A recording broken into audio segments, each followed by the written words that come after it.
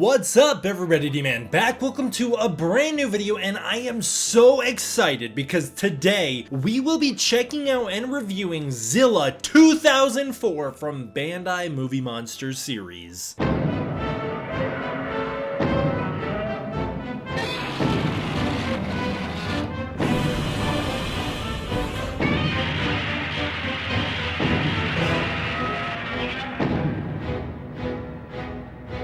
I could not believe when I found out Bandai Movie Monster Series was gonna make a Zilla 2004. The fact that there's been any love or acknowledgement to 1998's Godzilla, even in the form of a 2004 version, is so crazy to me because it felt like for so many years that was just an untouchable character for pretty much any studio, regardless of who you were. But recently we got like the Spiral Studios, I think, who did a Zilla 1998, and now we're talking about Zilla 2004 from Bandai Movie Monster Series. It's just been really awesome to see this stuff come to life. I know they did a defo reel of 98 as well, that was awesome, but it's just so cool. And so, without further ado, oh, there he is! I didn't even mean to pick him up. Let's check out the boy. And this is how the Bandai's ship. I got him straight from the Godzilla store, Tokyo. And there he is! Yes! Yes! This is so awesome, man. I don't know. It just felt like something I would never see. I would never see Toho acknowledge this character in such a wonderful way. I love having a toy of it. It's just great. I haven't even like checked him out or the detailing or anything. I'm just glad it exists. I didn't think it ever would, and I'm just glad it does. And I'm so happy for that reason alone. Interestingly here, I kind of have weird feelings about the toy looking at it, but it makes sense because I also have a complicated relationship with the design in the movie. Anyways, this is a Bandai Movie Monster Series coming straight from Japan, and this is how the packaging is done. No package, just these little tags, which, as always, like I said, Bandai culture has conditioned me to leave the tags on as long as my figures come from Japan. So here's a picture of Zilla from the movie screaming and shouting, or Gojira, as he's known in Japan. There's the back. I like that you can see one of the little spines to identify it. Opening up, there's just some general info as well as that Godzilla silhouette. For me, this character will always be Godzilla, the American Godzilla, or TriStar Godzilla, even though the 2004 version specifically is Zilla, not Godzilla. But I have mixed feelings on this overall, and that comes down to the sculpt. First of all, the silhouette is pretty perfect. They've nailed it. Godzilla standing just like he does in the movie, all T-Rexified, looking like he's gonna run. Where things get complicated is the texturing. This is actually a really untextured figure. All through the side of the body, he really doesn't have much texturing at all. It's just this gray plastic base, and it's very soft. There's a little bit of like, I want to call it skin texturing. Not even scale texturing, but skin texturing throughout the body, which is really weird. On the shoulders, you can see there is a little bit of shoulder plating, some armor on the shoulder, especially on the front there. You can see it on the front. You can see it on the side there as you go down the arm, and then moving into the forearms, it kind of disappears a little more. You can see it down towards the bottom, and then on the hands you can see it on the fingers. As for the rest of the body, on the neck, you go up the neck and you've got some detailing getting into the face area, which does actually look pretty awesome. I like the chin. I think they've done a good job around the eye. That looks really good. The spines on the back look pretty decent overall. I like that they've added some texturing on the big spines in particular. Moving into the legs, the front of the legs has some good texturing. I like that armored plating, as you can see, running down the front of the leg. On the side though, it's just so smooth. And then you've got a little armor plating leading into where the weird little extra toe sticks off, which I've always loved about the 98 Godzilla, and those big spread feet. Although I know this is the 2004 version, which people are going to be picky about in the comments, I'm sure. Getting into the tail, you've got really interesting skin texturing, and then the little spines on top. On the bottom, you've got a decent texturing underneath, leading into the chest area, which looks very smooth. The reason I have such mixed feelings about this is because it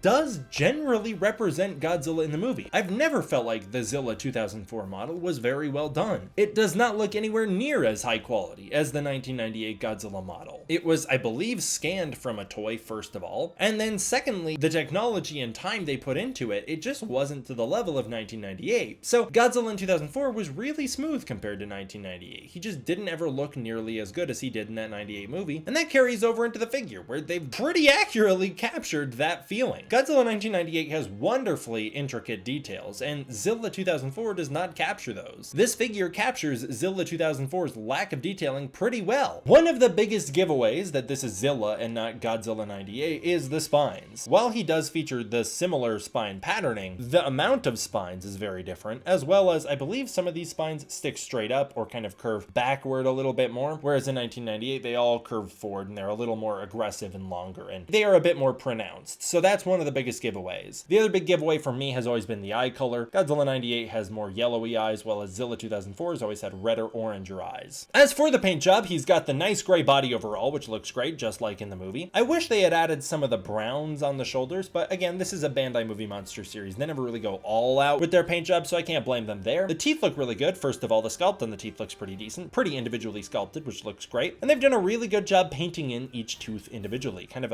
almost a golden color. Cute little pink tongue there, orange eyes, which look awesome. And I love the spines being this metallic color, this metallic bluish silver. It looks wonderful, just like in the movie. The fingernails being black and the toenails being black looks great as well, and that does it for paint. As for articulation, unfortunately his tail can't spin around, but his legs can kick up and spin all the way around. Great there. Same with the arms, they can swing all the way around, and he is a soft vinyl plastic, so you can pinch him and bend him up without hurting the figure, which is the best part. That way you can like really play with him and really get some good action sequences out of him as a kid. Have him do his big leaps and big screams and big fast punches and really dynamic. And because it's one of those soft vinyl plastics, he's gonna be pretty indestructible. 4 points of articulation in total, pretty standard for Bandai Movie Monster Series, if on the lighter end. And that is Zilla. I think this is a Trendmasters Godzilla 1998 from 1998. I don't know how much this thing went for, but the level of quality and detailing on it I think is a lot higher than the Bandai Movie Monster Series. It's got more articulation first of all, but it's just got a better paint job overall, even if the silhouette is not as accurate to the Godzilla 98 as the actual Zilla 2004 is. The Zilla 2004 I just think has a more accurate posture to that type of Godzilla design, whereas this one's a little more standing up, but the paint and the detailing overall on the Trendmasters one I think is a lot stronger than it is on the Bandai. But there they are next to each other. Trendmasters one is a little taller and a little more detailed overall, but he is a little proportionally inaccurate, which leads to a different posture overall, and so it's kind of a like choose your battles. Also, they're just not the same character. One is Godzilla 1998 and the other is Zilla, so the level of detail should be different. Again, biggest difference is on the spines, as you can see. The spines just have a different approach overall for both characters. My Godzilla 98's damaged, missing a part of his spine here and then just missing half of his tail down here. What a shame. Pretty epic though, and this would be an epic fight, just basically the same Godzilla fighting itself, although you'd have to scale Zilla 2004 down to 98 size.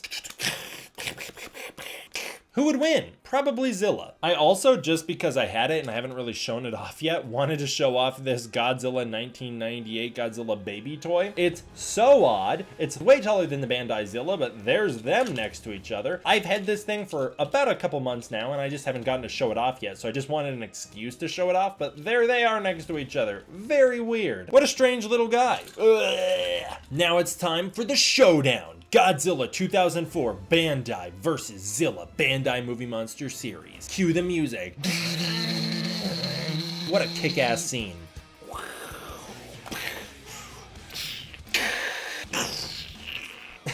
Still one of the most iconic moments in Godzilla movie history. There's the pairing I love. That's the pairing I was waiting for. Pairing of Zilla versus Godzilla 2004. That's what we like to see. Hell yeah, man. Just great. And I know it's the Japanese iteration Zilla 2004, but here's Bandai Movie Monster Series Godzilla King of the Monsters versus Zilla. I just wanted to show these guys off because it's the two American designs standing off against each other, and this is a fight I want to see so badly. Even if Zilla stands no shot, I want to see this fight so badly. Two American Godzillas duking it out. I think Zilla, if you IDW-ify him and let him crawl around and just be really agile, I think he could stand at least a decent chance of putting Godzilla on the ropes. At least like a Gareth Edwards Godzilla I think would struggle. Doherty's Godzilla and especially Wingard's Godzilla would just eat Zilla. Rest in peace. Well, there's the Zilla 2004 from Bandai Movie Monster Series, and on the grounds that it justifies its existence immediately right off the bat, on the grounds that I never thought this thing would exist, and on the grounds that I actually really kind of dig this design, even if I don't love it as a Godzilla design, I give this guy a 10 out of 10. But on the grounds of a figure, I think the lack of detailing in the sculpt overall, and the very simplified paint job, brings the figure overall down to an 8 out of 10. I do think that it's worth buying, especially just because it is so unique. unique, and because I like to support figures like this that I think really deserve to be made, not just a variant of one we've already seen, or a repaint or a Godzilla design we have done a million times before, but an individual design we haven't really given much love. I think that's great. So I will keep it at an 8 out of 10, a pretty strong rating. Do you have the Bandai Movie Monster Series Zilla 2004? If so, comment below and let me know. Or do you plan to get it? I would love to hear your thoughts on this guy. What are your thoughts on Zilla overall in general? I'd also love to hear your thoughts on that, so comment that down below as well. If you liked this video and you want me to do more like this, please consider supporting the Patreon through the link in the description below. It is because of the support of the patrons over on Patreon that I'm able to make videos like this in the first place for you guys. And through the Patreon, you can get early access to content, access to the Discord community, and more. Thank you so much for watching. I hope you enjoyed. I will see you all next time for the next one. D-Man out.